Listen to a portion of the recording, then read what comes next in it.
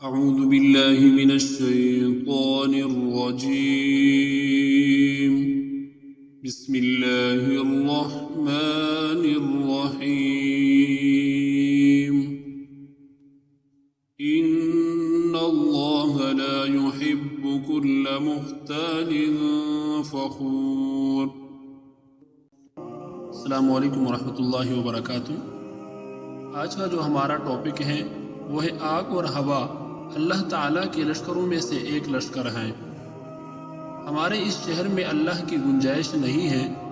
معاذ اللہ یہ خطرناک جملہ امریکی ریاست کیلیفورنیا کے شہر لاس اینجلس میں ہالی ووڈ کے معروف فلم ایکٹرز کے منعقد ہونے والے ایک پروگرام میں بولا گیا. کمنٹیٹرز نے اسٹیج سے کہا "دس از گاڈ لیس سٹی" اور اس پر وہاں موجود سبھی لوگوں نے زور زور سے تالیاں بجائی. ہاں، پھر اللہ تعالیٰ نے اپنا وجود، طاقت اور کنٹرول دکھایا اور خوب دکھایا. دیکھتے ہی دیکھتے روشنیوں کا شہر راکھ کی ڈھیر میں بدل گیا. اللہ تعالیٰ کا مقابلہ کرنے والوں کا انجام بہت بھیانک ہوتا ہے. فرعون نے کہا تھا انا ربکم الاعلی، لیکن آج وہ نشان عبرت ہیں.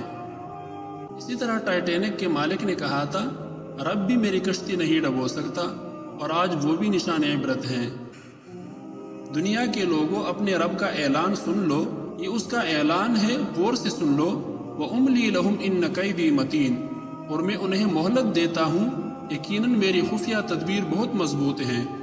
اور یہ بھی کہ إِنَّ بَطْشَ رَبِّكَ لَشَدِيدٌ، بے شک تیرے رب کی پکڑ یقیناً بہت سخت ہے. شاید کہ لوگ اللہ تعالیٰ کی طاقت و قدرت کو سمجھتے ہی نہیں ہیں. لوگوں سن لو، ہوش و حواس سے سن لو. کائنات کا کوئی اصول، قاعدہ اور ضابطہ اللہ تعالیٰ کے ارادے کے سامنے رکاوٹ نہیں بن سکتا. جب وہ کچھ کرنے پہ آتا ہے تو پھر سمندر ڈبونے سے انکار کر دیتا ہے، جیسا کہ حضرت موسیٰ علیہ السلام کے صندوق کو اللہ تعالیٰ نے بچایا. اسی طرح ابراہیم علیہ السلام کو آگ نے نہیں جلایا، اور بلند پہاڑی پر ہونے کے باوجود نوح علیہ السلام کا بیٹا اللہ تعالیٰ کے عذاب سے نہیں بچ سکا. اسی طرح یونس علیہ السلام کو دیکھ لو کہ مچھلی ہضم نہیں کر سکی. حضرت مریم علیہ السلام کو دیکھ لو کہ بے نکاح عورت ہے پھر بھی بچہ جنم دیتی ہے، اور دودھ پیتا بچہ کلام کرنے لگ جاتا ہے. اسی طرح اصحاب کہف کو دیکھ لو کہ سوئے ہوئے لوگ 300 سال بعد بھی اٹھ پڑتے ہیں. اپنی ٹیکنالوجی کے تکبر و گھمنڈ میں مبتلا لوگوں، یاد رکھنا اللہ تعالیٰ کے لشکر بے شمار ہیں. میرے رب نے فرمایا وَلِلَّهِ جُنُودُ السَّمَاوَاتِ وَالْأَرْضِ وَكَانَ اللَّهُ عَزِيزًا حَكِيمًا، اور اللہ ہی کے لیے ہے آسمانوں اور زمین کے لشکر ہیں، اور اللہ ہمیشہ سے سب پر غالب، کمال حکمت والا ہے. اور لشکر بھی اتنے زیادہ کہ کوئی انہیں جانتا ہی نہیں ہے. جیسا کہ اللہ تعالیٰ قرآن میں فرماتا ہے وَمَا يَعْلَمُ جُنُودَ رَبِّكَ إِلَّا هُوَ، اور تیرے رب کے لشکروں کو اس کے سوا کوئی نہیں جانتا، اور وہ اپنے لشکروں سے کسی طرح بھی کام لے سکتا ہے.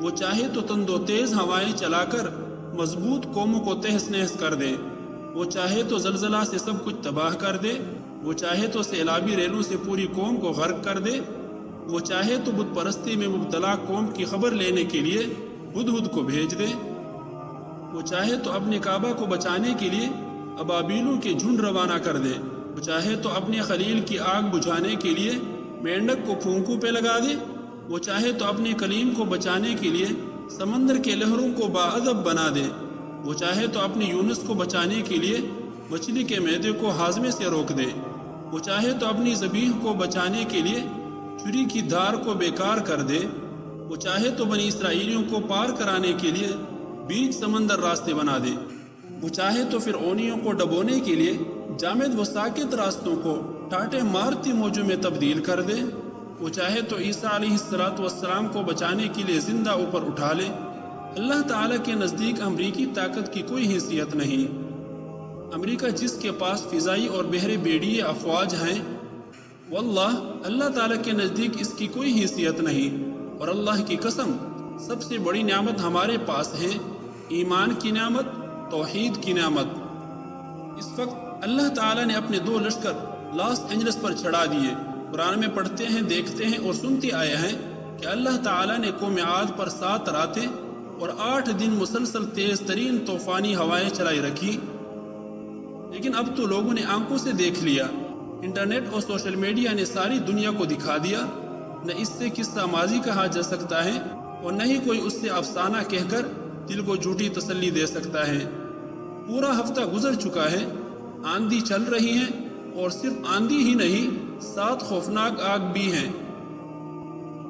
اس وقت دنیا جہاں کی ساری ٹیکنالوجی اور احتیاطی و حفاظتی تدابیر ناکام ہو گئی ہیں، اور جب اللہ تعالیٰ کا عذاب آتا ہے تو کوئی بھی ٹیکنالوجی یا انسان اس کی طاقت کا مقابلہ نہیں کر سکتی۔